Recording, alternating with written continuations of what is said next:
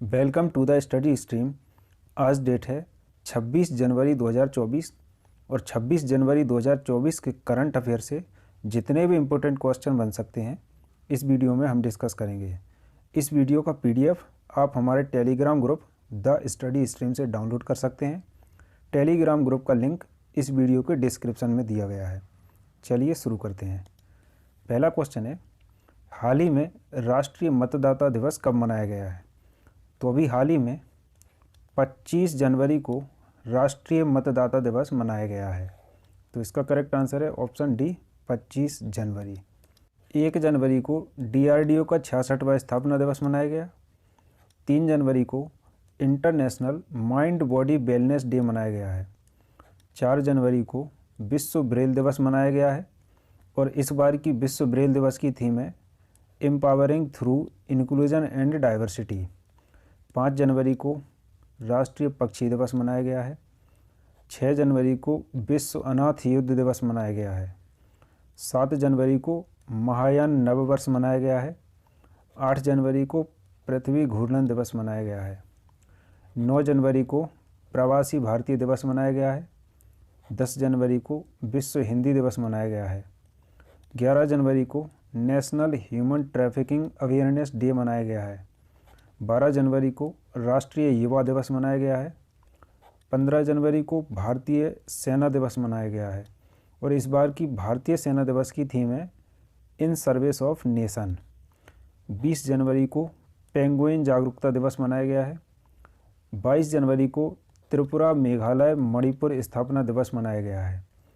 23 जनवरी को पराक्रम दिवस मनाया गया है और 24 जनवरी को अंतर्राष्ट्रीय शिक्षा दिवस मनाया गया है। तो जनवरी माह में अभी तक इतने इम्पोर्टेंट डे मनाए गए हैं। नेक्स्ट क्वेश्चन है, अनुवादिनी मोबाइल एप्लीकेशन का संबंध किससे है? तो अनुवादिनी मोबाइल एप्लीकेशन का संबंध शिक्षा को बढ़ावा देने से है। अनुवादिनी मोबाइल एप्लीकेशन का उद्देश्य सभी स्कूल और उच्च शिक्षा पाठ्यक्रमों के लिए स्टडी मटेरियल को डिजिटल फॉर्म में उपलब्ध कराना है। केंद्र सरकार के द्वारा शिक्षा को बढ़ावा देने के लिए अनुवादिनी मोबाइल ऐप को लॉन्च किया गया है। यह मोबाइल एप्लीकेशन भारतीय संविधान के 8वीं अनुसूची में उल्लेखित 22 भाषाओं में आर्टिफिशियल इंटेलिजेंस के माध्यम से अध्ययन सामग्री उपलब्ध कराएगा। नेक्स्ट क्वेश्चन है, इस वर्ष 2024 की गणतंत्र दिवस की परेड में कुल कितनी झांकियां शामिल होंगी? तो इस वर्ष की गणतंत्र दिवस की परेड में कुल 26 झांकियां शामिल होंगी। नई दिल्ली के कर्तव्य पथ पर गणतंत्र दिवस परेड में इस वर्ष कुल 26 झांकियां शामिल होंगी। इनमें राज्यों और केंद्र शासित प्रदेशों की 16 झांकियां और मंत्रालयों, विभागों और संगठनों की 10 झांकियां होंगी। नेक्स्ट क्वेश्चन है, हाल ही में सशस्त्र सीमा बल के महानिदेशक के रूप में किसे नियुक्त किया गया है? तो अभी हाल ही में सशस्त्र सीमा बल के महानिदेशक के रूप में दलजीत सिंह चौधरी को नियुक्त किया गया है। तो ये देख सकते हैं आप, दलजीत सिंह चौधरी हैं और दलजीत सिंह चौधरी ने सशस्त्र सीमा बल के महानिदेशक के रूप में पदभार ग्रहण किया है। सशस्त्र सीमा बल एक अर्धसैनिक बल है जो नेपाल और भूटान के साथ सटी सीमाओं की रक्षा करता है। ये सशस्त्र सीमा बल का लोगो है। सशस्त्र सीमा बल क्या है इसे जान लेते हैं। तो सशस्त्र सीमा बल का गठन विशेष सेवा ब्यूरो के रूप में 1963 में हुआ था। सशस्त्र सीमा बल को 15 जनवरी 2001 को गृह मंत्रालय के अंतर्गत सीमा सुरक्षा बल घोषित किया गया तथा 15 दिसंबर 2003 को इसका नाम बदलकर सशस्त्र सीमा बल कर दिया गया था। नेक्स्ट क्वेश्चन है, हाल ही में 2023 में दुनिया के सबसे बड़े डेरिवेटिव एक्सचेंज का खिताब किस स्टॉक एक्सचेंज ने जीता है? तो अभी हाल ही में national stock exchange of India limited ने दुनिया के सबसे बड़े डेरिवेटिव एक्सचेंज का खिताब जीता है। National stock exchange of India limited ने 2023 में दुनिया के सबसे बड़े डेरिवेटिव एक्सचेंज का खिताब जीता है। नेशनल स्टॉक एक्सचेंज लगातार 5वें साल यह खिताब जीता है। ट्रेडों की संख्या के आधार पर यह इक्विटी सेगमेंट में दुनिया में तीसरे स्थान पर रहा है। नेक्स्ट क्वेश्चन है, रुपए प्राइम वॉलीबॉल लीग सीजन 3 के लिए ब्रांड एम्बेसडर किसे नियुक्त किया गया है? तो अभी हाल ही में बॉलीवुड अभिनेता ऋतिक रोशन को RuPay prime volleyball league season 3 के लिए ब्रांड एम्बेसडर चुना गया है। RuPay prime volleyball league season 3 के लिए ब्रांड एम्बेसडर ऋतिक रोशन को चुना गया है और ये रहे ऋतिक रोशन। अब वॉलीबॉल के बारे में कुछ इंपॉर्टेंट फैक्ट जान लेते हैं। तो अभी हाल ही में महिला वॉलीबॉल चैलेंज कप 2023 हुआ है और इसका आयोजन हुआ है 18 से 25 जून 2023 को। इसकी मेज़बानी इंडोनेशिया ने की थी। मेज़बान शहर में ग्रेसेक और पूर्वी जावा रहे हैं। अब इस गेम के परिणाम क्या क्या निकले, तो इसमें उपविजेता तो रहा इंडोनेशिया और विजेता रहा वियतनाम। वियतनाम ने यह पहला खिताब जीता है। तीसरे स्थान पर ताइवान रहा और भारत को हराकर ताइवान ने यह खिताब जीता है। वर्ष 2022 में भारत इस प्रतियोगिता में उपविजेता था, किंतु 2023 में यह भारत चौथे स्थान पर आ गया है। एशियाई महिला वॉलीबॉल चैलेंज कप 2023 में वियतनाम की ट्रान थ्री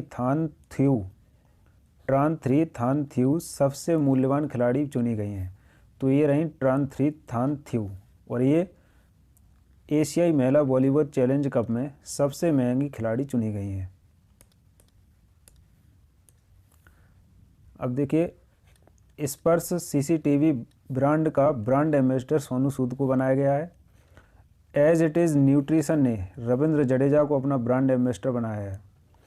हाउजर पेन ने रणबीर कपूर को अपना ब्रांड एम्बेसडर बनाया है। रेडो की ब्रांड एम्बेसडर कैटरीना कैफ को बनाया गया है और पूमा के ब्रांड एम्बेसडर मोहम्मद शमी बने हैं। इसी तरह फायर वोल्ट के ब्रांड एम्बेसडर विजय देवरकोंडा को बनाया गया है।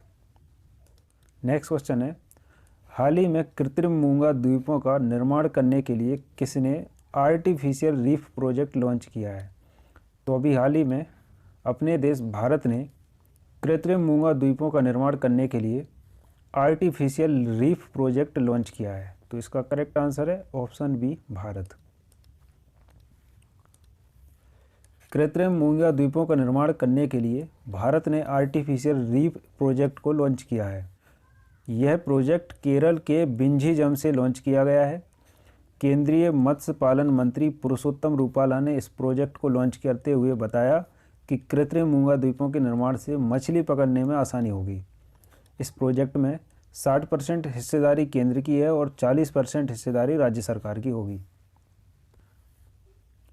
मलेशिया ने भारतीय नागरिकों को वीज़ा मुक्त प्रवेश की अनुमति दी है और भारत सोशल मीडिया के लिए सख्त आयु सत्यापन योजना बना रहा है।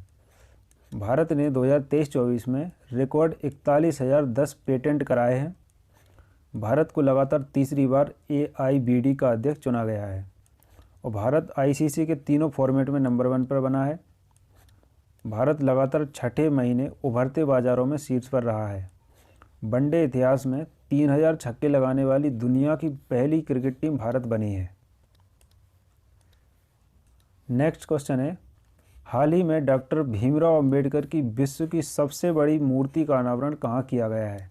तो अभी हाल ही में आंध्र प्रदेश के विजयवाड़ा में भीमराव अंबेडकर की विश्व की सबसे बड़ी मूर्ति का अनावरण किया गया है। तो इसका करेक्ट आंसर है ऑप्शन बी, विजयवाड़ा। और कुछ इस तरीके से मूर्ति का स्ट्रक्चर होगा। अब आंध्र प्रदेश, तो ये देख सकते हैं आप मैप में आंध्र प्रदेश। और जैसा कि आपको पता है कि आंध्र प्रदेश की राजधानी है विशाखापत्तनम और यहाँ के मुख्यमंत्री हैं YS जगनमोहन रेड्डी। आंध्र प्रदेश के वर्तमान में राज्यपाल हैं अब्दुल नज़ीर।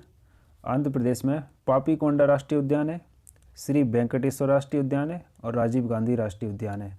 आंध्र प्रदेश की 2 झीलें बहुत ही इंपॉर्टेंट हैं, पुलिकट झील और कोल्लेरू झील। आंध्र प्रदेश में कोढ़स जनजाति है, सवारा जनजाति पाई जाती है, गदवा जनजाति पाई जाती है और गोंड जनजाति पाई जाती है। आंध्र प्रदेश के फेमस लोक नृत्य हैं कुचिपुड़ी, मोहिनीअट्टम, घंटा मर्दाला, कुम्मी, सिद्धि और माधुरी। आंध्र प्रदेश के लोक संगीत हैं बुर्रा कथा।